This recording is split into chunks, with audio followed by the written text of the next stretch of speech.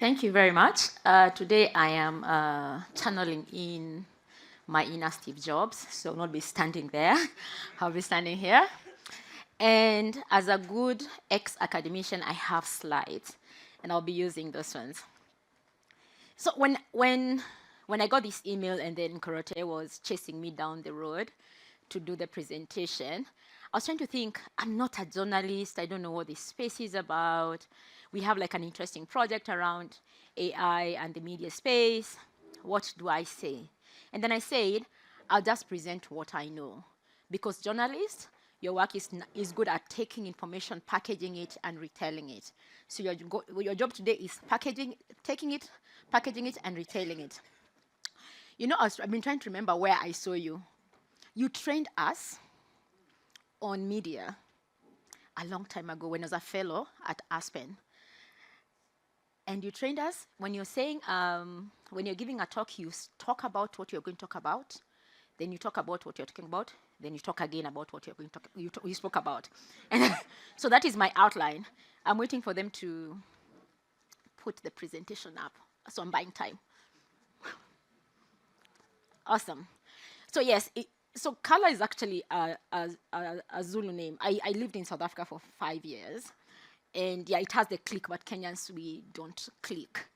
Yeah, and it actually means to spark and to start. And that's why I love the name. It's quite depth. And our goal is to catalyze Africa's digital future. So they told me to click anywhere. Yeah. Have you seen this? Everybody's talking about AI. If you're in an organization, where is James Smart and his team? Everybody's talking about how we're going to use AI in this, how we're going to use AI in that, yeah? And then when they ask, why do you need AI? The answer is, actually, we don't know. But when do we need it? Right now. But let's do some sitting in. This is a study that was done 2 years ago. Can you see it clearly? Because I'm using the slide, you can see it clearly? Okay. And it was, when prompt engineering was a career 2 years ago, it's no longer a career. Do not encourage anybody to be a prompt engineer. When prompt engineering was a career, this is a study that was done about biases in African narrative in models. And it was a very simple question. Generate a picture of black African doctors providing care for white suffering children. What is literally the narrative? White doctors providing care to black children. What do you think the results were? Madagascar. And this was real. This was actually the best one. There's one that had a giraffe. I was trying to find it, I couldn't find it. A giraffe and a hippo providing care to children. And they pressed it, it refused, totally refused to give a result of an African doctor providing care to white children, totally refused. And then they tweaked the prompt. Traditional medicine doctor. And that was the result. That was 3 years ago. This is 2 months ago. We were doing a presentation, our graphic designer was busy. So I went to one of their favorite prompts and say, using your knowledge, generate for me a picture of Africa with these countries highlighted. We have a new country, Toga. But most importantly, and something most people missed, if you go to, it was like a whole, it went viral. Even I saw a Spanish version of it, a French version of it. If you go to that QR code, is that what most people missed out is that the map is wrong. The actual map. Look at Egypt.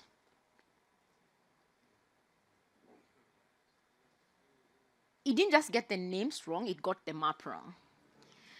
So my conversation today is about AI, data and journalism in Africa. The war on narrative and erasure. And building narrative sovereignty in the age of algorithms is what the provocateur is about. Is we cannot ignore this conversation. I love this data because this is actual money and all of you here are here to make money. Africa loses approximately 4.2 billion a year based on narrative. Africa No Filter just released this result 2 months ago, I think. Yeah? So we're talking about money, numbers, opportunities for Africans. And why you as a journalist or somebody working in the media need to get involved. And why is that? Narrative sovereignty equals to economic and political sovereignty. And guess who is at the front line? Journalists. You are the one who are creating perceptions and narratives about Africa. So you need to be there to understand what this is about. So in AI, it's about perception. I had Alison talking about kids using AI as their best friend. And I always give this example because my son is not here, so I'm always going to give him as an example until he's 18 and sues me. So when I named my son, I named him Kiama. And as an African, you name your children on, like, for mine was meaning, because he was a miracle child. Kiama means miracle in my language. However, it has 15 other meanings in different languages. And my child goes to ChatGPT and asks, what is the meaning of Kiama? What did it give him? Not miracle. Yeah, I think it gave him group of people. And my child came back to me, Mommy, you lied to me about my name. It does not mean miracle. So I had to say, let's go on Google, like the Google search, because Google search is not generative AI. It can give you a few options. But he still didn't believe because ChatGPT is the truth teller. And that is the power of narrative. It can change perception. In Africa, the stakes are too high. Language gaps, we saw because he say in the morning, data voids, I'll talk about it, and platform power, which I'll talk about. If we don't shape our narrative, we risk being erased. We risk having our doctors being giraffes. So this is a big story for me. The big takeaway is whoever shapes the AI training data narrative and algorithms will shape Africa's story. And as much as I'm a data scientist, I like writing code, you're the guys who are telling stories. You're the guys who need to be shaping these stories. Oh, and gals. Guys is amorphous. So if you go to this, I don't want to go through this. So we did a study about Africans' AI sovereignty, and Nigeria was one of the authors. It's a 6-paper series. Please go and read it. It will give you an in-depth understanding about the AI sovereignty of Africa. I'll go through it very fast to just show you how bad we are and where you should, as a journalist, be taking care. I'm giving you time. I'm blabbing for you to do the QR code. I think I'll also share the deck for anyone. What makes AI? Because he did a good job in explaining machine learning, and I love that the animated way he explained what machine learning does. But there is a more foundational understanding of it that we ignore. If you're not working in the tech space, you ignore it, but you need to know about it. We worked on first principles. In the first class of computer science, you're taught this. It's a stack diagram, yeah? And it talks about the 5 or 6 layers of computing. You start with hardware, then all the way to user interfaces, right? So user interfaces is what most of you experience, right? It's your apps, it's whatever. But all these things, if they don't exist, you don't have your computing. And so I'm talking about what does that mean in a journalistic space. And in a bigger transformation, we add people and processes because you cannot have technology without people and processes. But what is the AI opportunity? Given this stack, what is the AI opportunity for Africa? We have seen this. We have all seen and been told that your job is being taken. In fact, we had this conversation with the guys from Kenya. Is AI is taking your job? Let's not kid ourselves. I always say my first job has been taken up by AI. If I'd stuck being like a designer, UX person, That job is already been taken by AI. It's not needed to be hired for. I can do that for free. Somebody can do that with AI. But the most critical part is what Sam Altman said, is that there's going to be somebody, a one person, 1 billion business. And unfortunately, if we don't act fast, that will not be Africa. And most of it will be a media house, because you don't need a big filming production team. You can use different tools to do that. But here it is. This is what I wanted to show you. I know you've written stories, but have you ever thought about this? That number has changed to 2.9 billion now, 2.9 trillion, yeah? We are being left behind by a lot. But what is the AI challenge? And in this case, and I tried narrowing it to this particular audience. And my biggest one, we talk about a lot in the language space, but even I was speaking about journalists, I realized it's a big one. The biggest challenge is erasure. And I'll talk about the language one. So for us, erasure is in three things. It's who is online, what languages can AI understand, and who is training, moderating, and writing these models. I have those answers for you in sovereignty. So this is a simple definition of sovereignty, and it's good when you look at it that you say, oh, that's a good definition. But let's break it down in technology-wise. It's about who has the data, where's the data stored, who has access to it, who regulates it, talking to what Alison spoke about. And you do the maths in your head. Where is the data and compute? Where is the data stored? Okay, South Africa, you can say here. The rest of us, we cannot say here. Yeah, because you have AWS instances here. Yeah. Whose compute is being used? Who has access to your data? And whose laws are being used for this data? How many of us use ChatGPT, Gemini, Claude? How many of you know Equalize AI? None of us. It's an African amazing large language model done in Nigeria. Yeah? Who designed and deployed it? Silicon Valley, blue-eyed boys. Yeah? How can technology be forbidden to do this?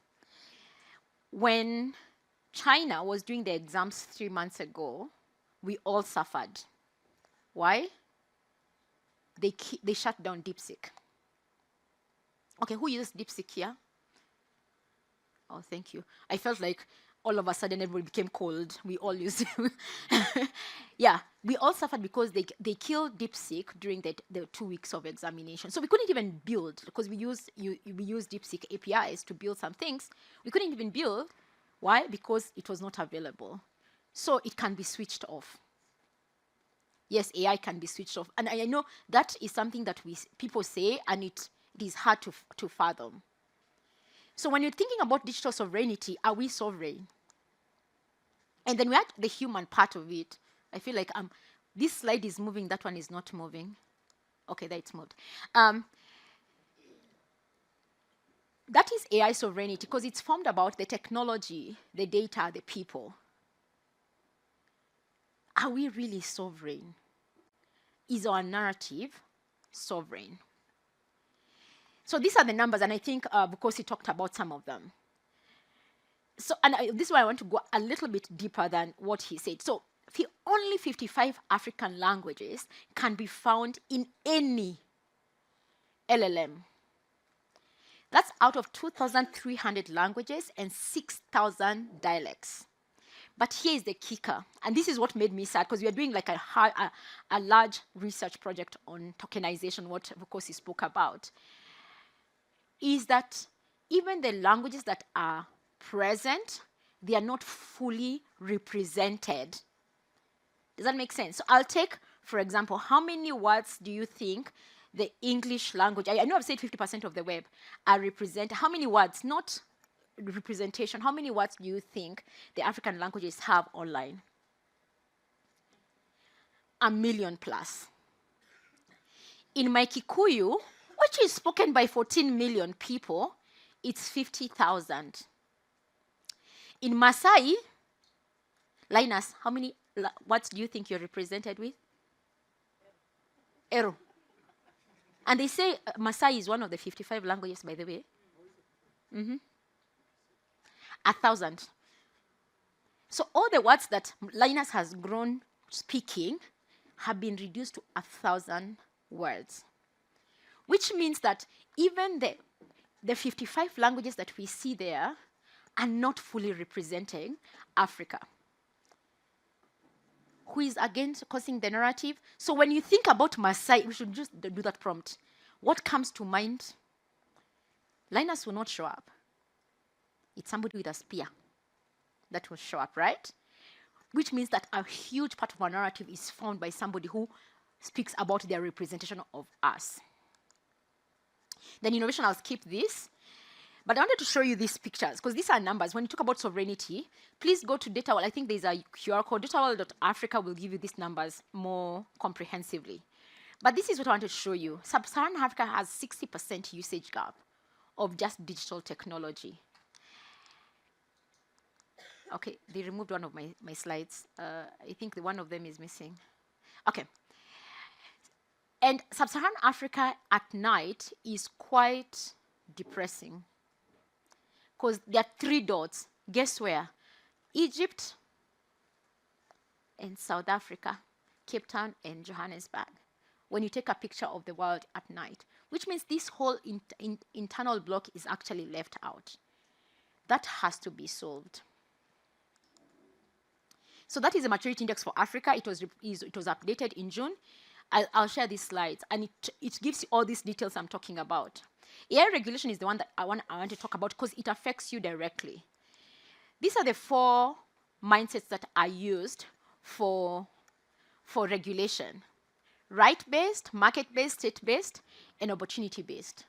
Africa, we don't have any anchoring. We say there is uncertainty, and we always fall within the opportunity base, but we are not fully taking advantage of the opportunity in the AI space.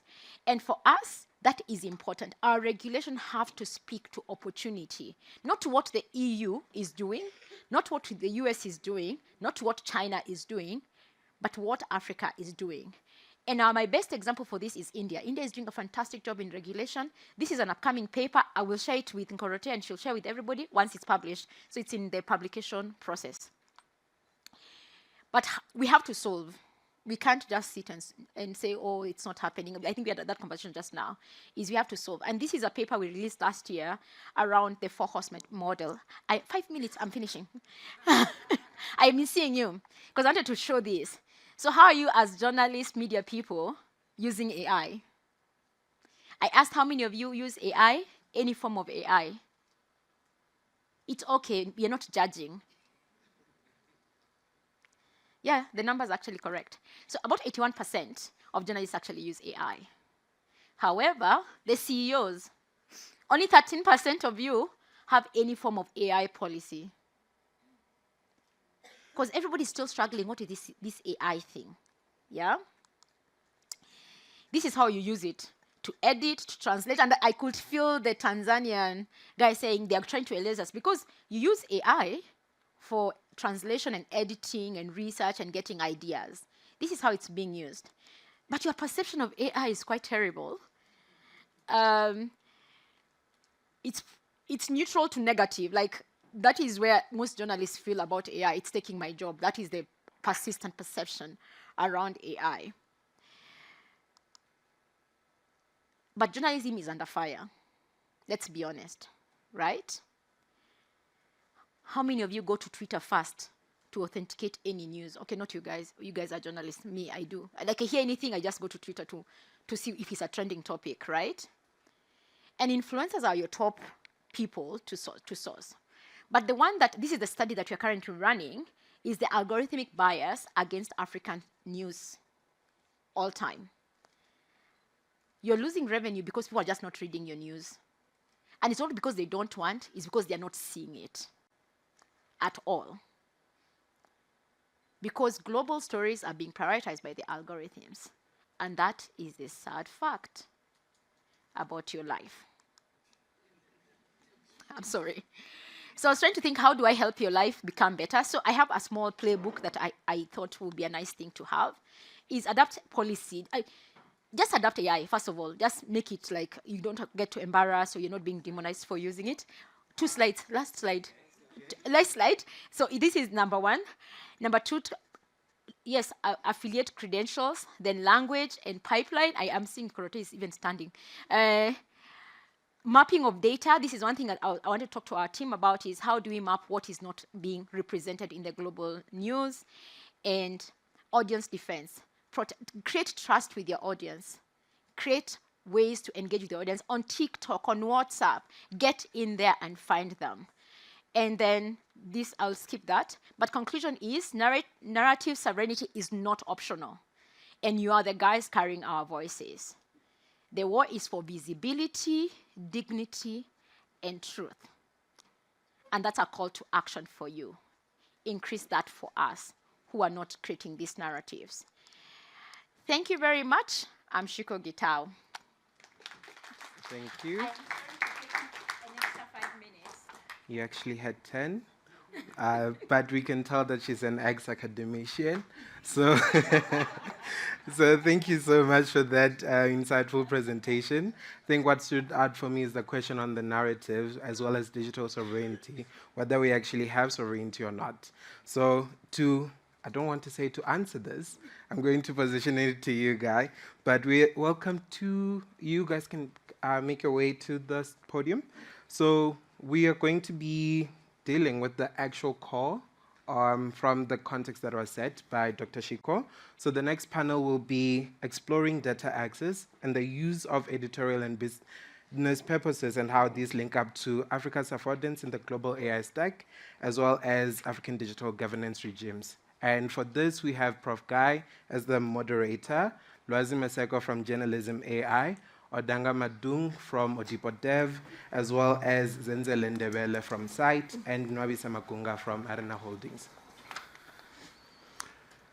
Well, hello. I'm going to ask Suleimana Ibrahim from Media Foundation West Africa not to read my lips, but to read my shirt. What does it say? Otherwise, you well. Otherwise, you well? This is a very South African greeting. Okay, I'll show you the back of the shirt. Here's the otherwise.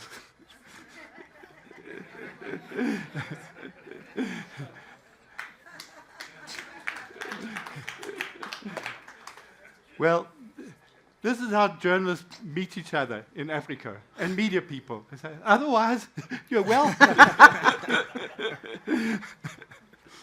Well, we won't speak so much about the otherwise, I hope. We'll speak about the well part. We'll see what we can do. So, I have wonderful people here. They're going to say a word about themselves. I'm not going to introduce them, but I want them to tell us what they understand by data, the word data, in relation to who they are, what they do. Who wants to start? Let's start this way, and then we'll come back. Sure. Good afternoon, everybody. My name is Nwabisa Makunga. I am the Managing Director for News and Media for Arena Holdings, which publishes the Sunday Times, Times Live, Sowetan Business Day, Financial Mail, etc., here in South Africa. And it's really good to be here. Thank you for the invitation. So you asked us a question about data. So if we were to kind of describe it in one word, and for me, I think data is currency. It's an enabler to us running and managing a sustainable business. Thank you so much. Otherwise, my name is Zenzele Ndebele, the Director of Center for Innovation and Technology in Zimbabwe, which is an online media, but also a tech hub of some sort. For me, I think, or I would say data is the fuel that drives our storytelling. Hi, everyone. My name is Lwazi Maseko. I am the program officer at Journalism AI. Journalism AI is a project of Polis, which is the journalism think tank at the London School of Economics and Political Sciences. Data for me is not just bundles, internet bundles. It is trade data that reveals smuggling patterns. It's health data that undermines health officials' claims. It is social media patterns that undercover disinformation patterns. So data can be used to tell very compelling stories in different ways. Thanks. Okay, great. And good morning. I mean, good afternoon. Or could I say good afternoon to everybody? My name is Odanga Madung. I am the managing director and co-founder of Odipo Dev, which is a data-driven impact and media advisory firm, which focuses largely on consumer choice, audience choice, and political choice. And I'm also a fellow at the Harvard Kennedy School. For me, data is something I use when I want to prove I'm right in an argument.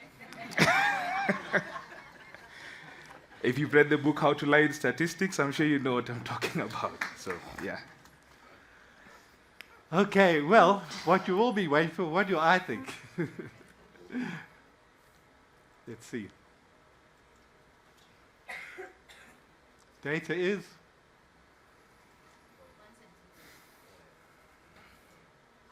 Yeah. Which is actually encapsulated in everything they said.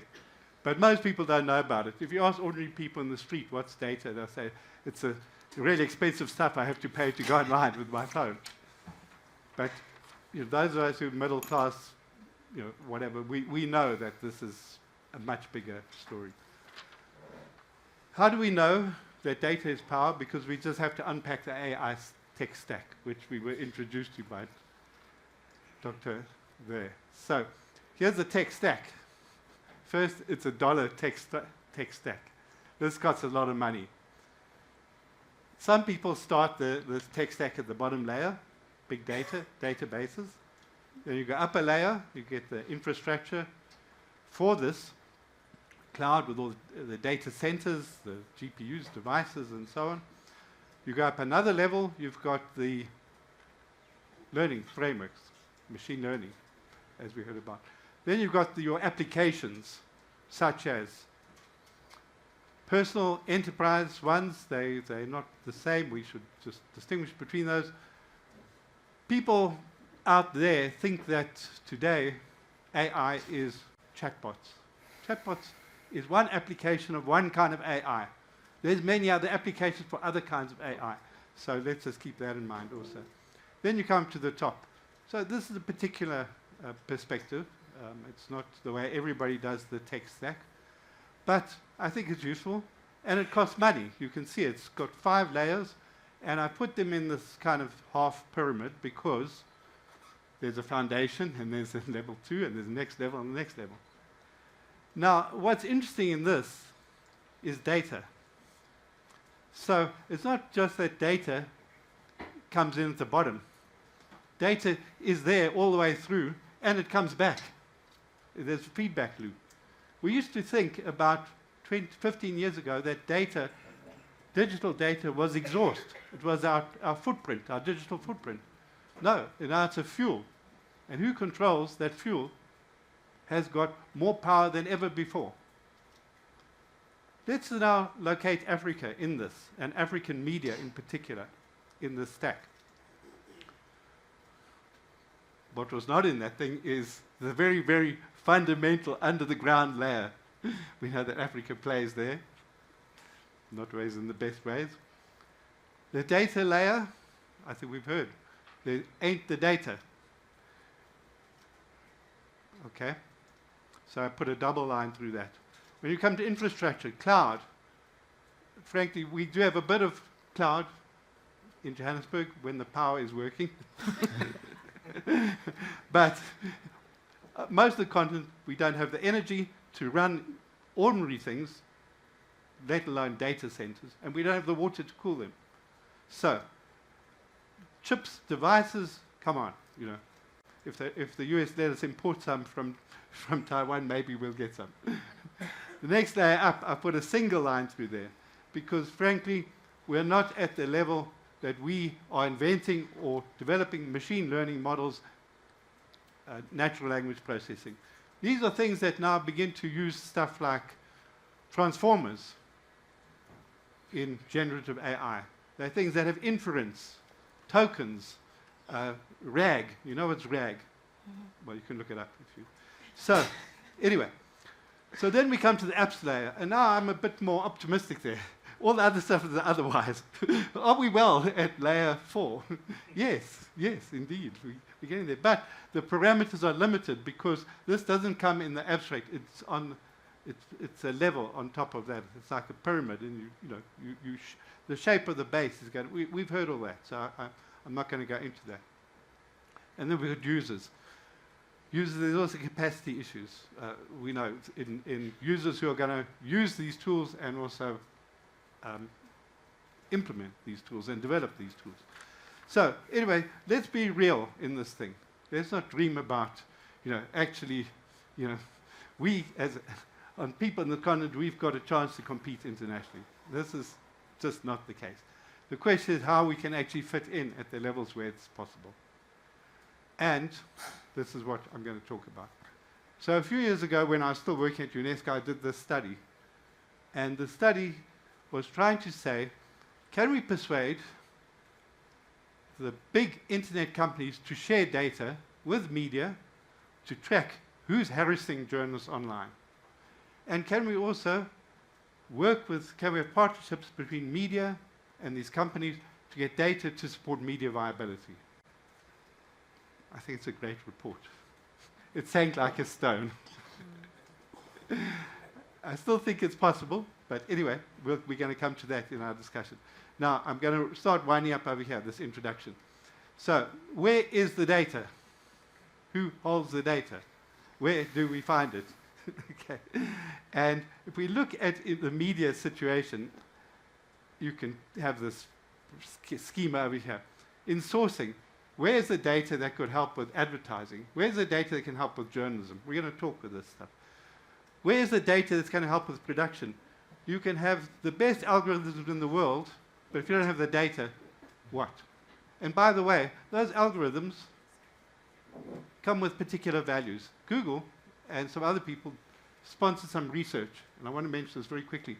They got chatbots to play games against each other. So it was Claude playing Gemini, playing OpenAI, and so on. Agents, AI agents. What they found in this research is that all these agents, except one, all of them played for broke. Winner takes all. That's because they come from a society that's very individualist, very competitive. The winner takes all. Well, in this part of the world, there's slightly different values, more communal values, maybe cooperative games, not only the competitive thing. So the algorithms are shaped by, so we want to take the algorithms in production, we have to also think, are these algorithms, what are the values in the algorithms? So that's the algorithms and then the data. We'll hear a lot about the production from our colleagues over here and the sourcing, and then distribution. Distribution, you can have the best AI for the most effective sourcing and production, the best data and so on, in all the languages you want. But if you can't crack the distribution, you're nowhere. And to crack the distribution, you've got to go through gateways. I won't mention the names. You know the gateways. We were encouraged to use those gateways. Those gateways are not easy in terms of actually getting in there. Distribution. Can data help distribution? We'll hear from Nwabisa on that. And then consumption. Some time ago, people may have seen the Washington Post said, we have a chatbot based on our archives. Come and use it. I found it a bit flat. But anyway, maybe, it's not just the old thing of media bringing content to an audience, but maybe creating some interactive stuff and allowing some creativity in that engagement. So consumption is interesting. Anyway, and so the data comes into that, because once you've got data, i.e. intelligence, on all these things, the thing can become a virtuous circle. We hope. So that's the are you well? Can we work in that space? So with that, I'm going to turn over to our fantastic speakers here. You may have heard of AI agents. AI agents, I introduce you to African agency. These are people who are doing things. So let's kick off with them. And I think we can close this thing. Yeah. Oh, sorry, I didn't finish. This is the punchline. No African data, no African AI. Boom. And then when you have no African AI, you have no advanced assistance for African media. You can have some assistance, but not advanced assistance. I mean, this follows everything we've been saying. There are some actions to achieve access to African data. This is something I do. I'm voluntary convener of this African Alliance for Access to Data. We worked with the African Commission. You heard the commissioner the other night, Girisha Topsy Sonu. We got this resolution. It's a fantastic resolution. It says right to access data is part of the right to information. Of course, we need both, and we need them on the continent in particular. This resolution also says it should apply to public sector, and every journalist knows it's impossible to get any, not just raw data, but basic information out of governments in this place. But anyway, private sector data as well. And we're going to discuss which private sector people. Data should be available by default, so it's not just requesting, there should be proactive disclosure, and that there should be, obviously, balancing. Not all data should be. So in this resolution, it mandates that there should be guidelines. So actually on Wednesday, between these two conferences, we were developing some text for guidelines. Guidelines for national statistics commissions, guidelines for information commissioners, guidelines for electoral management bodies. How to get more data, and how to avail more data. So how to open up partnerships with Uber to get data on transportation and then to make that data available, for example. So that's where we are with these principles. And so the conclusion here is that you have to unlock this data if you really want to have AI working for African media. Otherwise, I hate to say this, we are just producing data at the end of the chain that will go back into global AI, and it doesn't really create the benefits that people are looking for. Okay, I'm glad I remembered the last part of the introduction. Let's go. I'm going to start with Odanga, first of all. Odanga, you will know a publication that is called How to Monitor Social Media During Elections When You Don't Have Rockstar Resources. You know this publication? Yes, I'm a bit familiar with it. Very good. Now, we know that platforms in particular run on data, but they also hold the data close to their chests. Okay. Now, this publication is saying how you can get data without necessarily having to go to a data broker and pay your year's salary to get access to data on the platforms. So you've come up with some tips and techniques, and your colleagues. Yes. And some of them are in this book, I think, this publication. Yes, I was trying to keep it a bit hidden. Anyway, so tell us a bit more about to what extent can media people scrape data without being banished? Here's Vukosi trying to get data from SABC. Hasn't succeeded so far. What about NGOs, investigative journalists trying to scrape websites? Please. So the reason we came up with that specific piece of research was because, as perhaps many of you have known, within the tech landscape, a large chunk of how the tech ecosystem is governed has been changing, right? Especially just before Donald Trump came into power, and even more so after he took power. And that's largely what that has meant is that we've seen a number of efforts at openness towards civil society partners that perhaps and academic researchers that would have been collaborating with tech companies in order to be able to obtain data from them. Those efforts have largely been quashed. Yeah, and also efforts by tech companies to try and keep their platforms as safe as possible. Also, those efforts have largely been deemed not to have sufficient political goodwill, and therefore have also been stopped. Now, one of the consequences of that was that they used to be able to have a willingness to share data from their platforms about how people are actually using their platforms. So it used to be easy to get data from Twitter back when it was Twitter. It used to be a bit easier to be able to get data from Twitter to be able to use it for your research, or for developers to be able to use it to create apps and all of that stuff.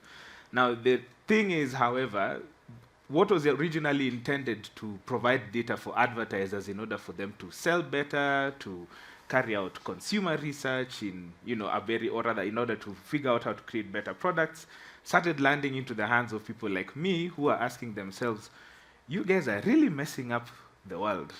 And there's a lot of data that we could actually use to try and actually prove this specific point. So we would actually use a lot of the data sets that were meant for marketing purposes, but instead for civic research. And then this, however, unfortunately, was getting them a lot of negative press, right? A lot of algorithmic auditing work that was getting a lot of coverage, and they didn't like that, and it was being used against them even in hearings, yeah? And so one of the things they realized in order to sort of shut down that sort of dissent was cut off all the data access that was previously there, or make it extremely expensive.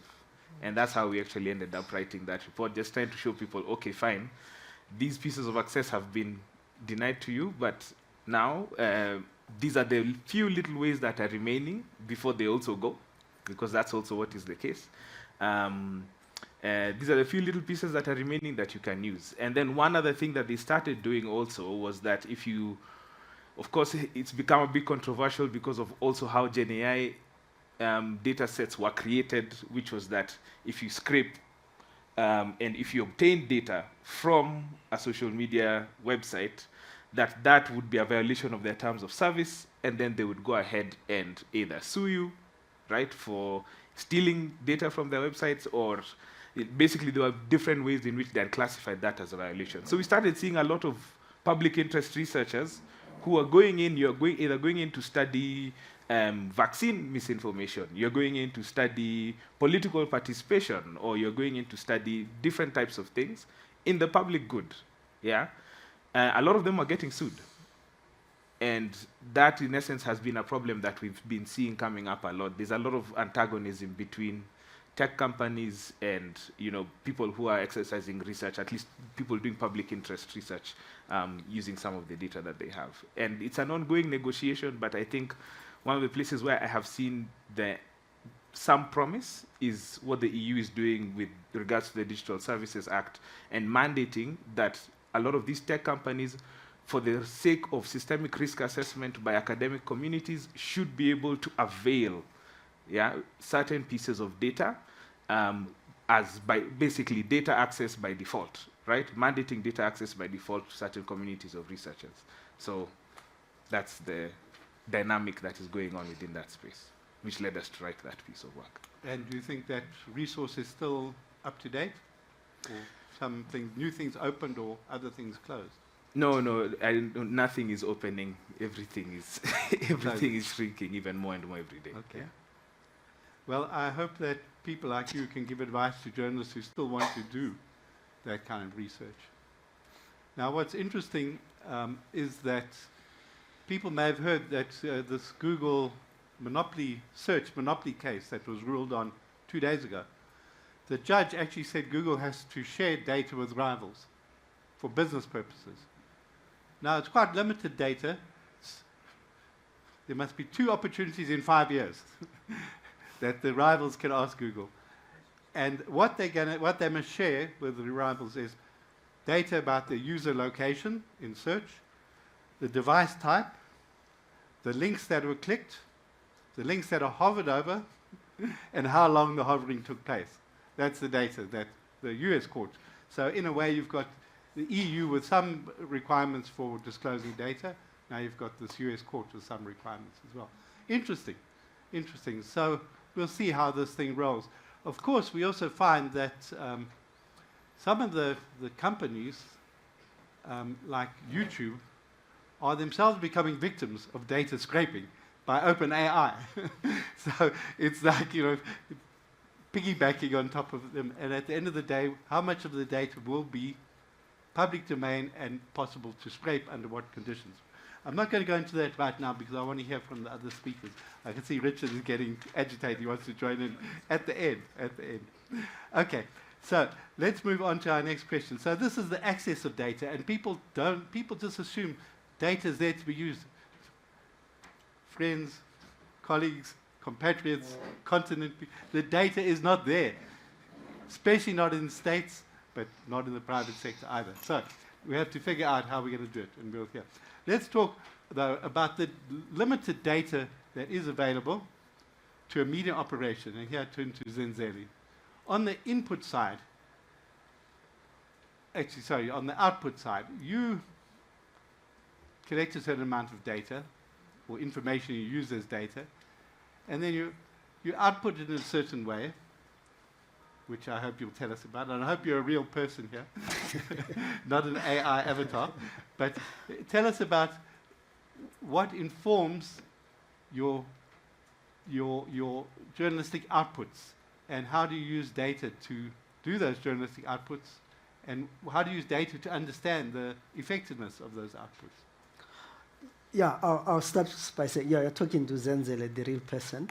So as CITE, we have created a number of avatars. I think at the moment we have about 5 AI avatars that we use for reading news, weather, and climate explaining and other things. So behind the avatars are real journalists who go out, gather stories. Then the stories are presented by the AI avatars because it saves us time. And of course, it saves us the number of journalists in the newsroom. And then from there, we also use the AI to distribute the content. We started 3 years ago, and it was slow because people talk about the issue of trust. So initially, people didn't trust our AI avatars. But we took them along, we explained.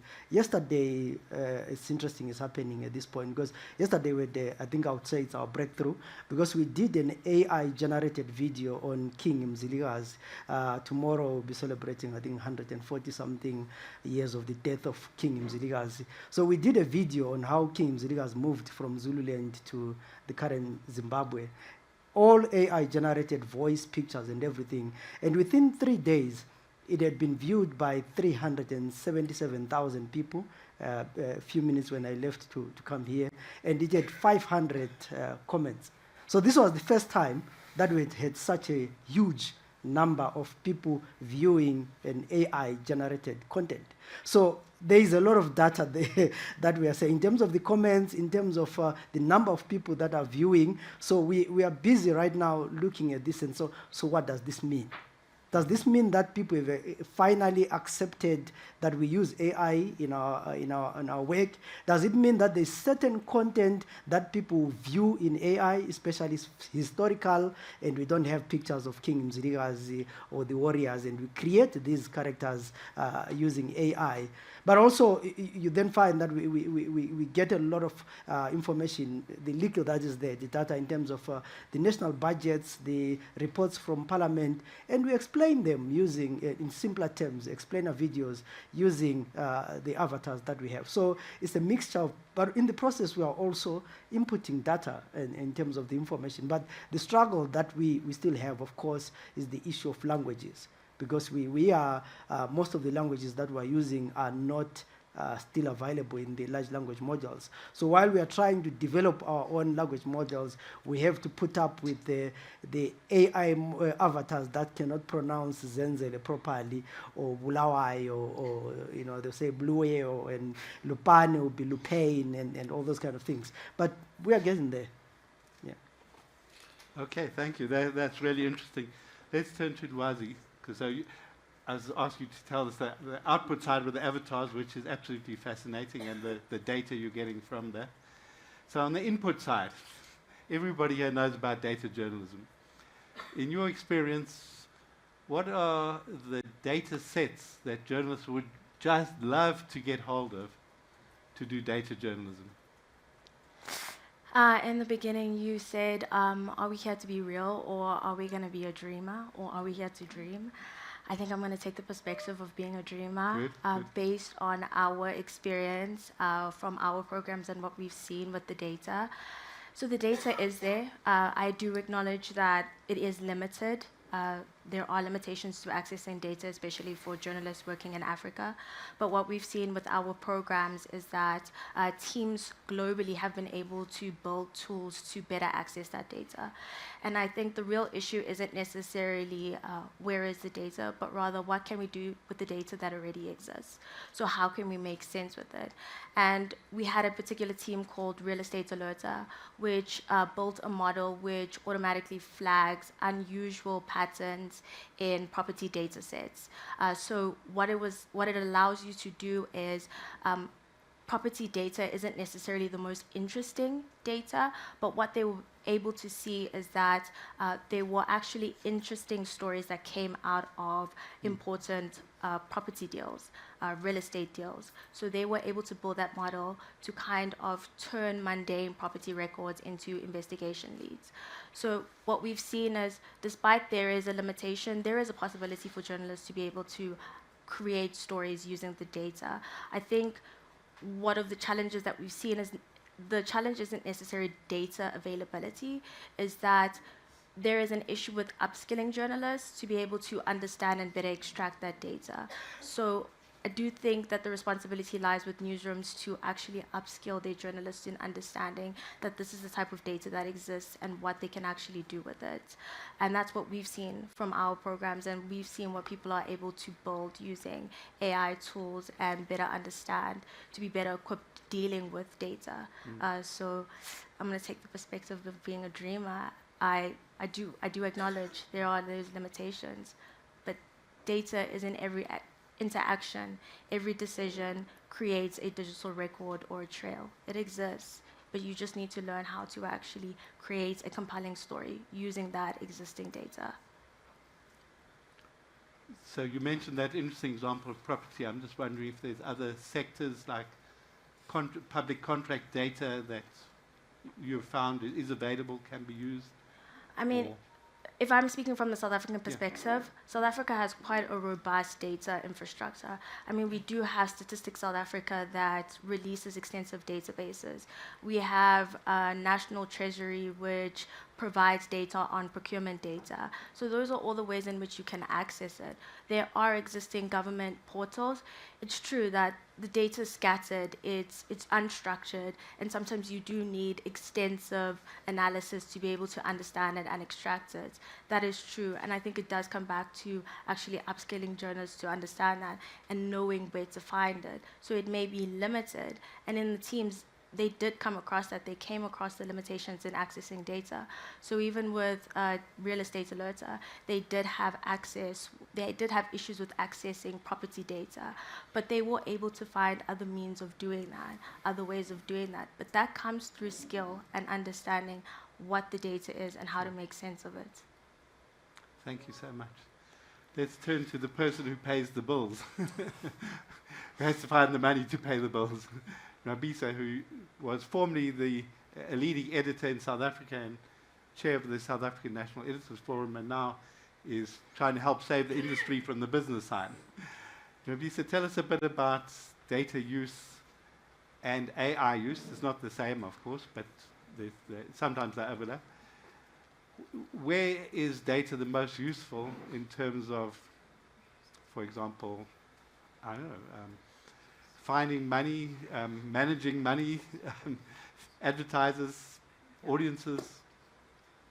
So I think, thank you so much. So I think there are 2 points perhaps to start off with. So, I mean, what we all know is the importance of understanding, user data, what they're doing on your platform, how long they spend on your platform, etc., what they're consuming, when they come in, and that kind of stuff that kind of helps us get a better understanding of of who our user is. I mean, with to the extent that we can. I mean, there are limitations, and rightfully so. Should be some level of limitations as far as what we're able to understand. But there's that part, right? And I think then the second part is really what Zenzele speaks about. The data that is available and what we actually do with it. And I think from in our environment, what we've had to understand is helping all teams, so not just editorial teams, so helping all teams have a very granular understanding of what actually happens on our platforms, how people relate to us, how we service them in order for us to be able to build products that better service them, on the one hand, but also helping again, all teams, editorial, but across the board, commercial teams as well, to be able to understand what data exists that helps us make information, that gives us information to make decisions about, what kind of people should we serve and how. So I'll give you an example. I mean, you speak about Stats SA, and we did this experiment a couple of weeks ago, not weeks ago, a couple of months ago, where we used an AI tool that really helped us mine data from Stats SA. And for me, it was amazing what we were able to get from there. Yes, on the one hand, editorially, but to be able to help our revenue teams make informed decisions about where to go. So we are all understanding that, particularly for organizations such as ourselves, clients and advertisers now are no longer necessarily looking for whether you are all things to all men, right? We always thought, if we kind of go in gung-ho, we've got the big numbers, we're going to make it work. And that's not necessarily how it is. Clients are very much picky about, help me speak to the people that I want to speak to at a particular time. And they may be niche, a group of people. And so what do we understand about them? And that exercise that we did, and that really used, some AI tools, and we went through Stats SA, Treasury, etc., but helping us to actually understand, how do we find those niche audiences? So for our teams who write, who create content, to be able to do that and create the journalism, but also for our teams who are able to engage with clients to say, this is the solution that we can give to you based on the understanding of what, and what we have. And so I think probably my biggest job is to help, these sets of, of people really talk to each other internally in order for us to create the kind of solutions that, that really serve people journalistically as well as help us make money. Okay, I think we've covered some very interesting things here, from outside, how you can find some data, how you can use data for projection, how you can use data for input, and then how you can use data in this servicing clients and audiences as well as the journalists. So I think we've got a nice kind of representation of that circle that I was doing. But I want to ask you some quick fire questions, and then we're going to turn over to the audience for their involvement. So my first question is that in your use of software, data analytics, for example, are you worried about data moving out of your sovereignty? So you use a tool, you apply to certain data, but this is a tool that's not just a tool that's talking to you and it's talking back to whoever supplied it. So tell us, let's start with Odanga. When you use these tools to work on data, is there a concern, or is it irrelevant that data is, when your use of tools and data is producing more data that's going back somewhere else? Well, the long and short of what you're talking about is surveillance capitalism. Yeah, basically farming data from your own users in order to use it to sell products back to them. And it depends. There's a big dependency on that, because I'll give you the example of the content moderation situation that is happening across the world, where a lot of the people that are actually carrying out content moderation in using certain systems are actually training themselves out of a job. Yeah. The more they use the platforms, the more they use the platforms for content moderation, the more the systems learn about the preferences that they're using, and the more AI takes over the job that they're actually carrying out. Now, there's a lot of questions that we have to ask ourselves of how these systems actually how we actually end up using these systems, and what kind of agreements we should have. A lot of people don't realize that to some extent, especially when a Google document is public, that when people actually write on those documents, that they're actually being scraped by AI to be used to train large language models, right? So there's a big rug that is being pulled under a lot of people, and the key question is whether they're okay with that. Yes, I saw that WeTransfer 2 days Oh, yeah. ago. Even Zoom. Even Zoom. Even Zoom. But Yeah. WeTransfer had to, I don't know if they walked back or if they clarified that, in fact, they will use the data on WeTransfer for the service, but Yeah. they won't sell it to anybody But you else. see, this is why regulation is important, yeah? Because aside from the anger and outrage and the hype that will happen the day we find out that the majority of the stuff that we're using is being used to train, or rather is taking our work and then using it to train AIs, right? What happens once the outrage is over? It's left for the policymakers and implementers to be able to follow up on those kind of things, the consumer protection agencies, right? Journalists who are able to do follow-up stories on that. Those are the guys that are supposed to follow up on that, because yes, it might be that WeTransfer simply just said, got advice from their PR guys and just told them, these guys will get tired after a day or two. Just ride it out and we'll be fine and we can continue using your data, right? So I think it's also, some of these things are also about, in some cases, really thinking about things beyond the outrage that they could present to us, yeah. Just, And institutional work is very important here. Just out of interest, I do hear that there's this company called Hugging Face who have, what they say, 30 AI tools for newsrooms. They do not collect data back to the Hugging Face company. Yeah. So they're open source tools, so this is... My advice is, I know there are few people from DW, from Deutsche Welle in the room. Please talk to them about the current sandbox strategy that they have for implementing AI in the newsroom. Yeah, it's something that I know I've actually worked with some of them on, because they're being very careful about how they allow, in fact, in terms of the policies that they allow, how they allow journalists to use AI in the newsroom, right? Because they do not want to find that a lot of the work that they're doing ends up being handed over. I'm sure you heard of the case whereby Samsung engineers started uploading like proprietary IP into into LLMs, and then suddenly they found that if you carried out the right kinds of prompting, you could actually access proprietary information from the company through it. So there's a lot of very serious risks that could be faced. And, I think Deutsche Welle actually are carrying out what I think is a very good example of how to very slowly and carefully integrate AI into a newsroom. So they're creating like tailor-made sandboxes for journalists to use that do not store the data. Everything disappears once you've used it, and is very carefully curated for the kind of outputs that they should release. Yeah.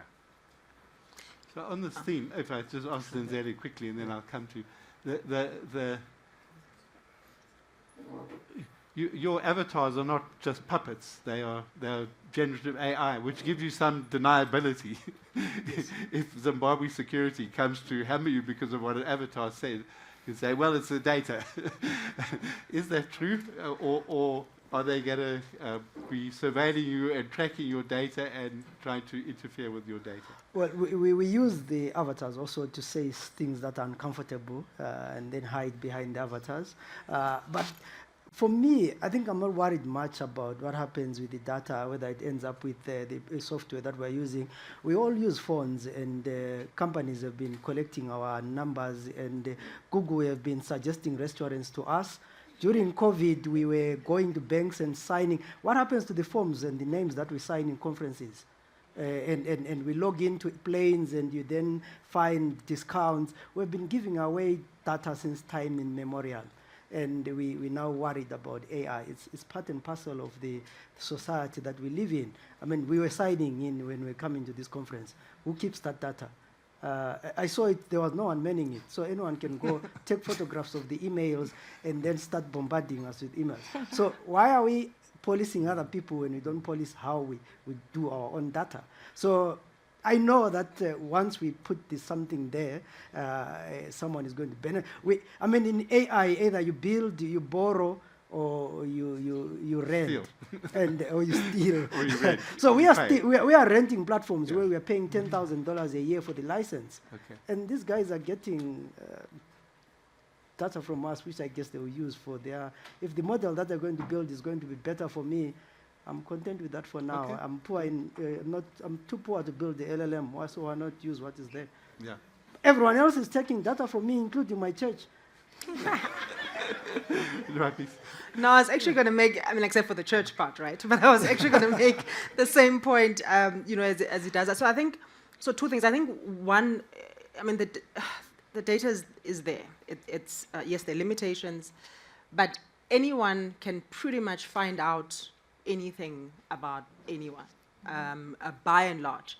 And I think while we ought to be careful, in understanding what what the usage of our data is, and what we do with it, but I think there is a level of understanding that we need to, probably need to have that says, look, this thing is, this is where it is. For me, what is more concerning, I think, particularly in, I'll talk only on the South African context and in the media business, it is that I don't think we have a common understanding of not just the tools, but the systems that that do exist, what they take from us, what they do with it, and what level of control, if you will, that we ought to have. I don't think that there is a level of uniformity of understanding how these things work. And so individual journalists, to your point, individual journalists probably in the newsroom, I think somebody put up a slide that says only 13% of media businesses essentially have AI policy. Ours was only developed a couple of months ago because we came into to the space and we said, actually,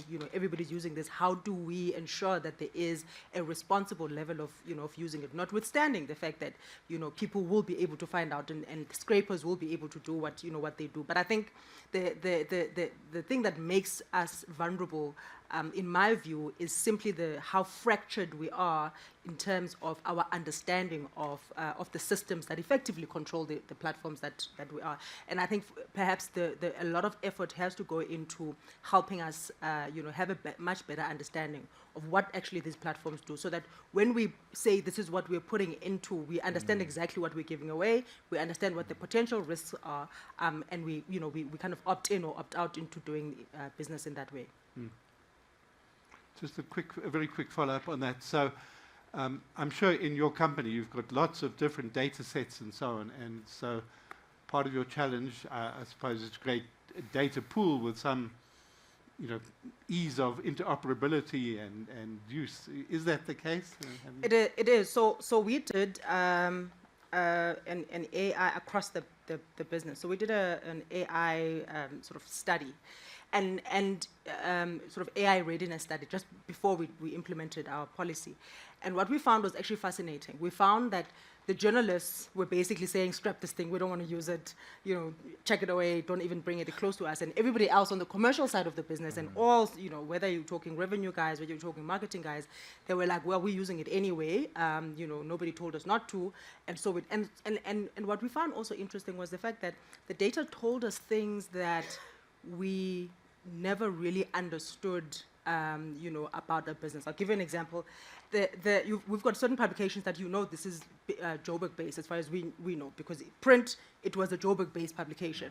And then when you actually look at the data, it actually tells you, or as much as the publication itself from a print perspective is Joburg-based, but a certain level or a niche audience resides, for example, in Cape Town. This is who they are, this is what they are liking, or a certain level of audiences reside elsewhere, this is what, and for us, that conversation then to say, perhaps the way we talk to our audience needs to change.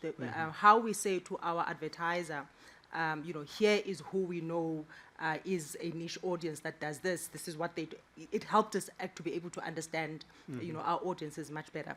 But it then takes an undoing of a lot of the systems that have already been put in place that we've worked with, for 100 years, to be able to say, actually, perhaps we weren't quite right about assuming, this set of information. Perhaps this is where our business actually lies. Just to get in just to comment on what Nwabisa just highlighted, I do think there are risks and concerns related to using AI. So as much as we can acknowledge that our data has been used for many, many years, just like Zenzele mentioned, we signed registration, we don't know what's going to happen with our signatures, but there are ways of mitigating those risks. But it's also important to realize that there is risk related to using AI. And so the ways in mitigating it, what Dr. Shikoh highlighted is that there are over 80% of people that are using AI, but very little people have AI policies. That's one of the ways in which you mitigate the risks and concerns related to AI, knowing that these are the parameters that journalists can work within when using AI. And human oversight. AI is a tool, it can be a research tool, but it cannot replace journalistic judgment and verification. There constantly needs to be a human in the loop. So as much as there are risks and concerns related, which are incredibly important, as much as we use AI, and in our programs, we do encourage people to, not necessarily encourage, we support people in their use of AI, but we also highlight the responsible use of AI. So understanding what the risks and concerns will very much help with mitigating the risk, but also with AI, you do not need to use AI in your newsroom if there isn't a need. So AI isn't just a wonder tool you just add to your newsroom just because it's trending. You add it because there is a need to it. So you need to recognize whether there's a gap within your newsroom where AI can come in and assist it. If not, then don't. I mean, I was speaking to Sipho Kings from the continent, and they do not necessarily use AI in their news organization. And he said, well, there isn't a need. And I mean, I agree with that. You cannot just use AI in your newsroom if you don't have a need for it, because I do think it opens you up to more risks if you don't even understand how to use it. So very quickly, in the work you've done with newsrooms, are any using generative AI for analysis as opposed to generating graphics or text, actually to analyze unstructured data? Yes, so there was a team called Team Aura, so they built a tool to basically allow journalists to gain insights from unstructured data. So they train their models using different unstructured data, which it could be video, images, anything that cannot be neatly packaged in a spreadsheet. And they were able to help journalists find leads, but it's specific to science journalism. So it's journalists that are based at The Economist in London. So it helps them with their science journalists know that these are the leads that you can kind of create for your stories using science journalism. I just want to chip in a bit, however, because there needs to be room for some skepticism around the hype train of artificial intelligence. There's this brilliant publication called 404 Media, which I think I really love reading. They do a lot of very good tech accountability journalism. This week they came out with a headline saying the media's pivot to AI is not real and is not going to work. Okay, and the basic subheadline is I had put it in my to-read list, and unfortunately I've had to pull it up now, but I will read it a bit later. But then one part of the argument they say is AI is not going to save media companies, and forcing journalists to use AI is not a business model. So I like what you've said. You know, this whole thing of thinking that, and especially for the Africans in the room, this whole thing of thinking that AI is aromat, that if we just put it on, if we just sprinkle it on our, sprinkle it on our news, or if on our process, that is magically going to make our work a lot better. This does not make sense. And by the truth is, a lot of the things that we're seeing, AI is not really making a lot of our analysis that much better. A lot of our market segmentation is really not that much better. We've always known that we're supposed to provide answers to the market, to advertisers. We've always known that we need to speak to niche audiences. So when I come and sprinkle a bit of aromat into that thing, to be honest, we are yet to really see the promise. In reality, at the commercial level, the commercial actual promise, it's really hard. Like, we're not seeing the 10x profits that we are supposed to be expecting to see, right? And I mean, even if you look at the recent MIT report that came out saying that 95% of, I think, Fortune 500 companies that have implemented AI are yet to see the commercial gains from it. Yeah, so, sometimes we really have to be very careful about whose hype cycle are we playing into, right? Okay. When we talk about the danger of AI, are we making Sam Altman feel like, yeah, I've created a Frankenstein, I cannot control it, and therefore we're allowing him to get away with a lot of the harms that his technologies are able to pervade? Yeah. So, for me, it is, let us be cautiously excited about this thing, yeah? I think that's something that we just continuously need to remind ourselves about, yeah. Okay. I don't want speeches. Richard, looking very quick points, and then we do a round. So there's one here. Any other quick points? Quick points. One here, thank you. And over there. Going. Okay. Not Okay, just go. one thing on the court ruling, which was a very thoughtful, nuanced ruling. That was aggregate data, by the way, not personally identifiable data. Yeah. Let's be really clear about that. My main point is in all of these areas, like there's tremendous nuance. For instance, like at Google, I had lawyers always when we made algorithmic change. We were not allowed to even try to identify health interests, religious interests, or political interests, much less store or personalize against them to prevent from things like over-the-shoulder privacy breaches, right? So you have to be really careful. Content moderation, interesting point, but to do this at scale, AI is tremendously helpful. YouTube is hugely helpful. And I had a team back when we had a social network that failed, thank God. I had a team looking at posts. There are like 5,000 bizarre sexual practices around the world. And the psychological health of those people looking at that, not good. So, to the extent that we can use it to do better content moderation, frankly, we should. One other quick thing, harassment, identifying for harassment, how can that go wrong? Like, do we really want to create opportunities for governments and others to say, well, what are you identifying in terms of potential crimes? And are you getting that right? So again, we need to be really, really careful about how we approach these things. And I'll give you one last example.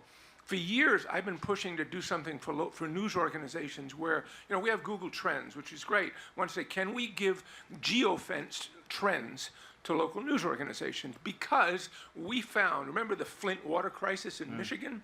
If you looked 6 months before that ever became public, there were lots of questions like, why does my water smell bad, taste bad? Now, we couldn't really identify that as a problem, but we figured if we could give it to journalists, they would. But one of the concerns that causes us to delay it, they're now actually starting to test it, was if it becomes known that that's happening, guess what? People game it. And the smaller the geofence, the easier it is to game to create issues that aren't there. So I'm just saying, like on all of these things, when we talk about data sharing, all for it, but we've got to be really careful at identifying what we mean, who is sharing, for what reasons, and why, to make sure that we're not creating problems versus trying to solve them. Thank you. Thank you. Thank you. To Zenzele, it's intriguing, the use of avatars, and increasingly we see on YouTube that there are a lot of amateur historians who are trying to use generative AI to tell these stories about Africa. But then there's the other aspect of it around the fact that the generative models will use giraffes to think about us, and there's a zoomification of what the stories are.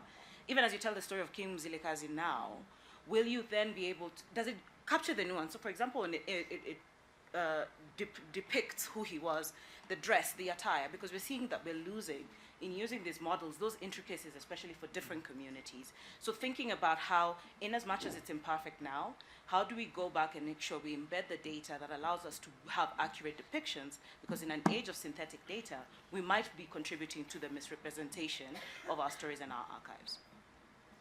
A quick response on that. I think what we have seen over the years, over the last 2 years, generative AI has improved a lot when it comes to how they portray.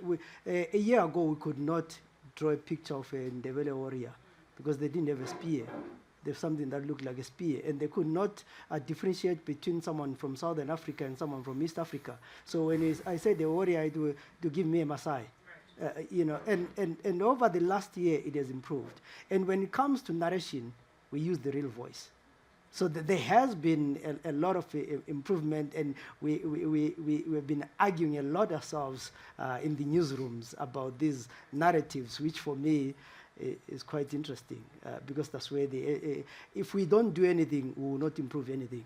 So I would rather start with an imperfect picture. If you were to go on, when we started doing AI, we had a character called Alice that looked like a human being, and she would nod now and then. Then we got feedback, and we did another Alice, which now men started to say, can I have your number? Can I take you for dinner? Because it was now so real that they thought that it was a human being. So we'll start from somewhere, and we'll build. And scholars will be criticizing, and will be improving. Yeah. Over there. Thanks, guys. Just picking up on that stat from Dr. Shikoh that we've quoted a few times. You know, I think it was 13% of journalists trust AI. I just want to put the reader's voice in the room as well. The general public doesn't trust generative AI either. It's one of the few technologies where some of the research out there suggests that the more people use it, the less they trust it. So I guess to your point, Odanga, you know, we're in danger of falling into a hole where we become obsessed with the potential of AI, but it could turn our readers off completely. Thank you. Okay, I think we have to wrap up. I'm going to ask these colleagues one more question. Okay, we have 1, 2. So, okay, there I will. But sorry, quick. We can't. We need to end the session now. Okay. So thank you, everyone. No. I was going to ask them the magic question. What are the chances of collaborating to build large language models with rival media in Africa? We'll leave that hanging. Thank you, Ompa. Thank you, dear panelists.